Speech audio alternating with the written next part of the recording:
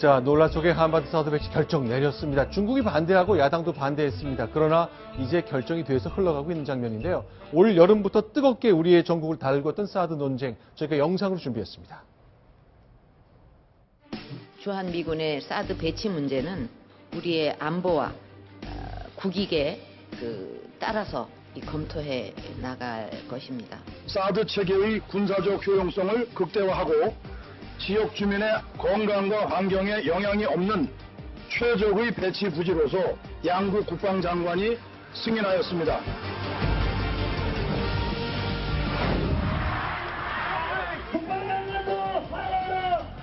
주민의 건강과 안전에 전혀 우회하지 않음을 저희들이 과학적으로 입증하고 선수부처는 사드배치 됐다 반대한다.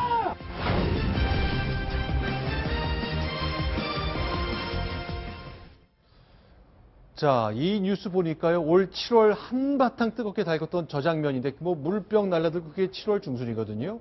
이정은 의원 어떻습니까? 지금 성주군의 북쪽으로 옮겨서 김천에서 반대했었는데, 글쎄, 최순실 게이트 뉴스에 묻힌 겁니까? 아니면 어떻게 되고 있습니까? 묻히지 않았으면 계속 났겠죠. 원불교 측에서도 반대한다고 하는데요. 저 사드 문제는 여러 가지로 보셔야 됩니다. 지금 문재인 전 의원께서 굉장히 반대하시는데 문재인 비서실장 할 때 노무현 정부였잖아요.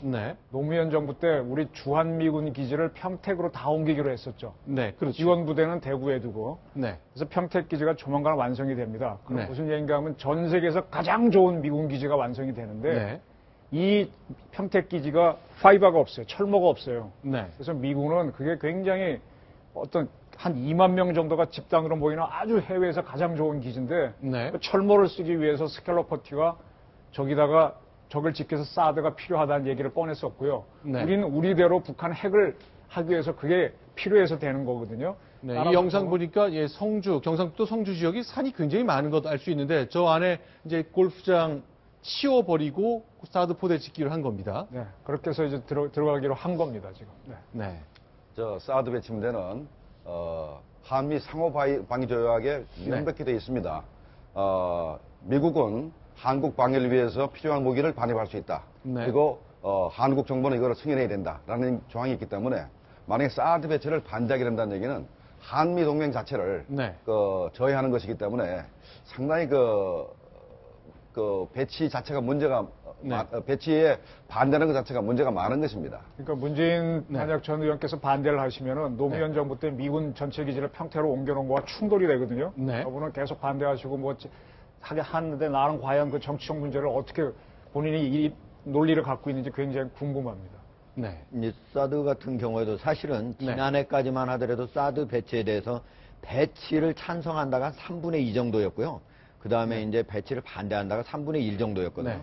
그런데 이제 올해 7월 이제 13일 날 발표를 한 이후에 지금 이제 가장 첫 번째는 최순실 게이트로 이제 탄핵 정국이 시작됐고 그리고 갈수록 그거를 틈타서 또 야당의 반대가 더 커지고 있고 최근에 들어가서 또 중국에서 한한령이라고 하는 건 이제 한류를 제한한다 이런 뜻이에요.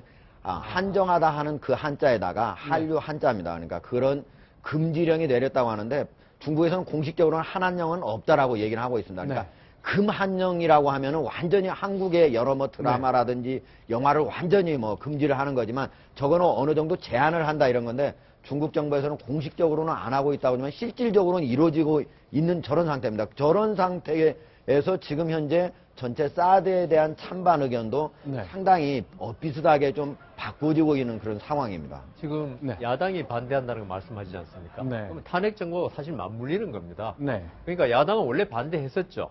반대했었는데 이 탄핵 정국을 맞아서 박근혜 대통령의 어떤 비선 개입 의혹 생기면서 박근혜 대통령이 추진했던 모든 정책은 이렇게 비선 개입이 한 거 아니냐 이런 의혹을 야당에서 덧붙이면서 이 사드 반대와 탄핵 정국을 맞물려 돌아가게 해가지고 그 시너지 효과를 보고자 하는 게 바로 지금 야당에서 지금 문재인 대표가 지금 탄핵 정국의 사드 반대까지 명백히 이야기했는데요. 더 강하게 이야기할 수 있는 그런 계기가 됐다고 보입니다. 알겠습니다. 지금 사드에 반대하시는 분들에서 한 말씀 드리고 싶은데요. 지금 우리가 촛불 시위를 여러 차례 했지 않습니까? 네. 촛불 시위를 마음 놓고 할 수 있는 거는 북한이 미사일을 쏘지 않을 거다, 쏘도 막아낼 거다라는 자신감인데 네. 그 기본이 뭔가 하면 한미 상호방위적 한미 동맹입니다. 네. 한미 동맹을 하기 위해서 미군들이 와 있는데 지금 미군도 자기는 스스로 지켜야 될 거 아니에요. 지키기 위해서 북한의 핵미사일을 갖고 있다니까 사드를 배치하는 거기 때문에 지금 촛불 시위를 할 수 있는 가장 큰 방패가 되고 있는 게 사드입니다. 근데 이거를 야당이 합쳐갖고 촛불 시위니까 사드를 뭐 다시 하겠다고 하는 거는 정말 자가당착이라는 걸 우리 국민들한테 좀 말씀드리고 싶습니다. 네. 자, 저 장면 7월 중순 저 때부터 벌써 이제 5개월 반 흘렀습니다. 네, 중국이 그 사드 배치에 대해서 우리 뭐 한한령을 내린다 뭐 이렇게 하고 있지 않습니까? 이거를 극복하는 방법은 네. 한국과 일본의 관계를 돈독히 하게 되면 중국이 한국을 일본에 잃기 싫어서 한국에 대해서 이렇게 제재 잘 못합니다. 그래서 한일 관계를 더 돈독히 하게 되면은 중국이 함부로 이렇게 못합니다. 네. 자, 일단 문재인 대표도 그런 말씀을 했고 어쨌건 이렇게 반대 속에 왔고 사드 찬성이 배치가 높았다가 이제 탄핵 정기수 비슷해졌단 말이죠. 그럼 내년은 어떻게 됩니까? 연말까지 완성한다. 그거는 뭐 달라지지 않은 겁니까? 아니면 좀 당긴다 그랬는데 어떻게 진행되고 있는지 모르겠네요. 저는 뭐 원하는 대로 갈 거라고 보는데요. 네. 120년 전, 122년 전 우리나라에서 동학혁명, 동학난이 있었습니다. 그때 실패했는데 갑오년에 일어났거든요. 그때 끝나고 난 다음에 민요가 하나 나왔는데요. 갑오새 갑오새. 네. 그 다음에 을미년입니다. 을미적 하다가 병신년 됐네. 그런 게 민요가 있었습니다. 네. 가끔 고은 씨 책에도 나오는데 지금 가만히 보면은 우리가 지금 갑오년, 작년에 을미년, 올해 병신년 지나면서 이렇게 문기적거리다가 실패하는 걸로 가는데 만약에 사드마저 을미적 하다 내년에 배치 못한다 하게 되면요. 한미 동맹 자체가 굉장히 흔들리게 될 거고 거기에 따라 트럼프는 훨씬 더 강경한 대북 정책을 써가지고 아마 우리가 확 빨려 들어갈 수도 있다.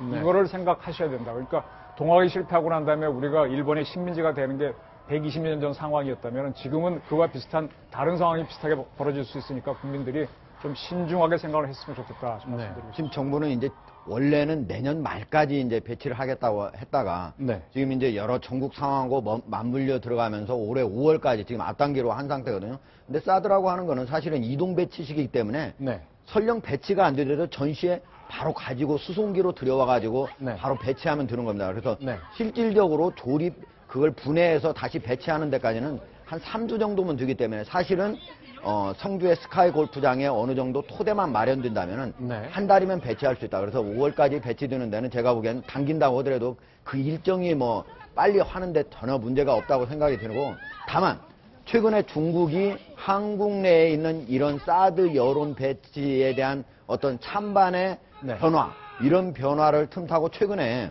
이번 월요일에 지금 천하에 한국에서 부대사를 했던 천하의 지금 현재 외교부 아주국 부사장이거든요.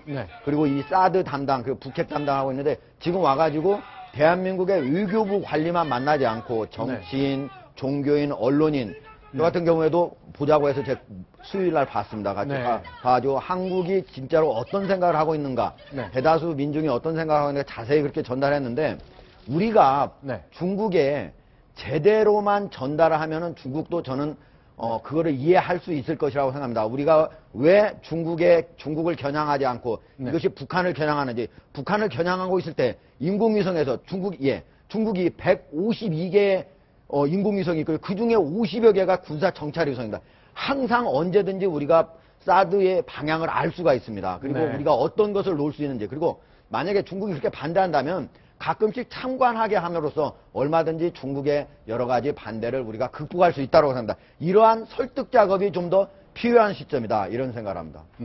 네, 사드 배치 문제는 우리가 북한의 핵미사일을 막기 위해서 우리가 반드시 배치해야 되는 그런 부분인데 중국이 반대하는 것은 동북아 전체를 놓고 봤을 때 미국과 중국 간에 전투가 벌어지면은 중국이 우리 한국에 있는 주한미군을 공격해야 될 텐데 그때 사드가 있으면 불편하거든요. 그래서 반대하는 것이기 때문에 그거는 이제 어떻게 보면 큰 미중 간의 문제입니다. 그래서 이 부분에 있어서는 사드 배치 반대 문제에 있어서는 한중 간의 문제가 아니고 미중 간의 문제이기 때문에 이거는 미중 간의 문제로 넘기고 우리는 반드시 그걸 배치해야 됩니다. 일단은 북한에 우리가 핵무장을 할 수 없는 상태에서는 사드 배치하는 것이 가장 우리의 안보를 지킬 수 있는 가장 좋은 방법입니다. 알겠습니다. 이제 이제 내년 대통령 선거 앞당겨질 가능성 아주 높게 점쳐지고 있습니다. 그 과정이 과연 이 사드 배치 그리고 한미 동맹 문제, 북한 핵 문제, 문재인 대표 그리고 안철수, 반기문 등 다양한 대선 후보들의 의견을 놓고 다툴 것 같습니다. 올 한 해를 뜨겁게 달궜던 이 사드 문제, 내년 상반기 대선 전국에 적잖은 논란이 계속 이어질 것 같습니다. 자, 지금까지 두 가지 소식, 올해 있었던 10대 뉴스 가운데 두 가지 안보 소식을 정리해봤습니다. 김정봉 교수님 그리고 이정훈 편집위원 여기서 인사를 드리겠습니다. 고맙습니다. 감사합니다.